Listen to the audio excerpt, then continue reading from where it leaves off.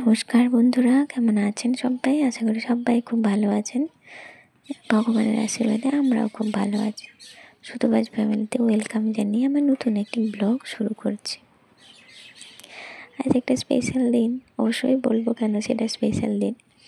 তো কোনো দিন না আপনাদের সঙ্গে শেয়ার করা হয়নি যে আমি দুধওয়ালার থেকে দুধ নিই। তো আজকে দেখলাম বাপি তাড়াতাড়ি উঠে পড়েছে। উঠে পড়ার একটা কারণ রয়েছে। কারণ কি, কালকে না রাতে বৃষ্টি হয়েছিল, যার জন্য কারেন্ট ছিল না। মা মেয়েতে খাওয়া দাওয়া করে তাড়াতাড়ি শুয়ে পড়েছিলাম। তো আজকে সকাল সকাল যখন বাপি উঠেই পড়েছে, কারণ কি টিউশন আছে, পড়া হয়নি, তো সেই জন্য উঠে পড়েছে। তো ভাবলাম বাপিকে বললাম যে বাপি একটু ভিডিও বানিয়ে দিয়ে, আমি দুধ আনতে যাচ্ছি। তো বাপি ওটা বানিয়ে দিয়েছিল, ভিডিওটা কি সুন্দর বানিয়েছে দেখুন। যেমনটি ধরিয়ে দিয়ে গেছিলাম অমনি করে। তো যাই হোক, দুধ নিয়ে এসে বাপিকে এই যে পড়তে বসিয়েছি। এদিকে পড়ার তো কালকে হয়নি, কারেন্ট ছিল না সেজন্য। আর ওই দিকে স্পেশাল দিনটা এই কারণে বললাম, আমাদের মানে কোয়ার্টারের আশেপাশে একজনের আরুষের আজকে বার্থডে।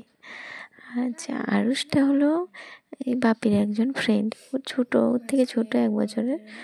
তো যাই হোক, আমাদের পশ্চিম মেদিনীপুরেই বাড়ি ওদের। তো একদম বাড়ির কাছেই, তো সেই জন্য যেন কেমন আপন আপন মনে হয়। তো ওর আজকে জন্মদিন, আর সেজন্য ওদের নাকি মায়েদের পায়েস বানাতে নেই। তো সেই জন্য আমি ভাবলাম, ফোন করে জিজ্ঞেস করলাম যে হ্যাঁ পায়েসটা কি বানাবো? তো ওর মা বললো যে হ্যাঁ বানাও, আন্টি যখন খাওয়াতে চাইছে তো খাওয়াক, এরকম বললো। তো সেই জন্য আমি পায়েসটা বসিয়ে দিয়েছিলাম।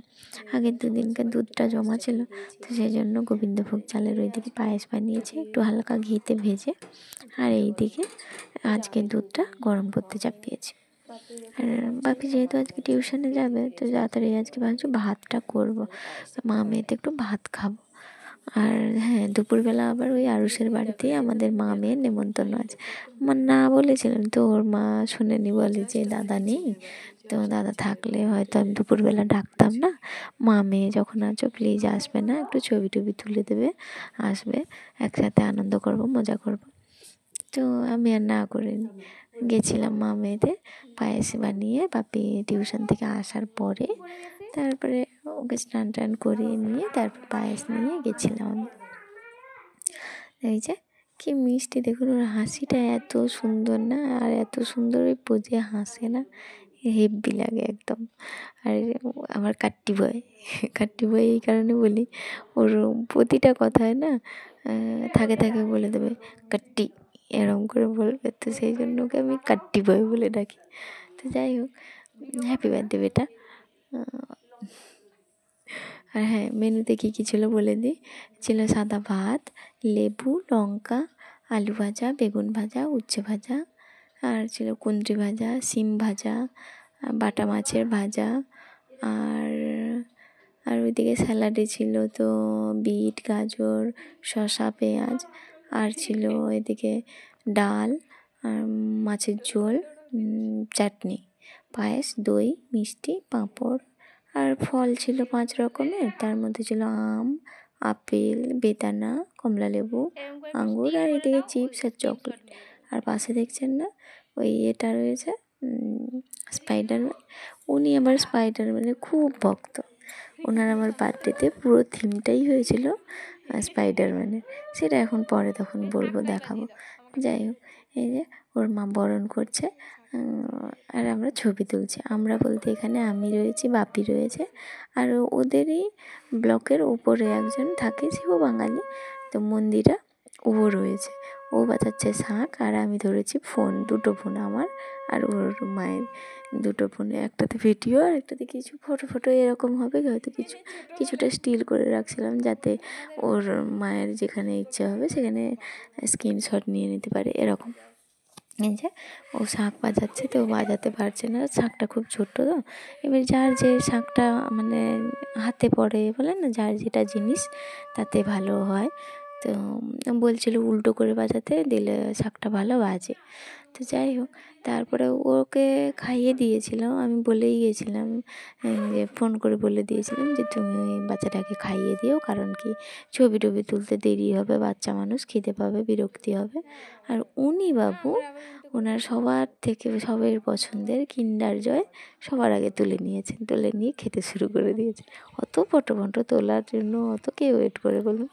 তো যাই হোক, তারপরে আমরা ওদের বাড়িতে খেয়ে দিয়ে গল্পগুজব করে তারপরে আমরা বাড়ি এসেছিলাম।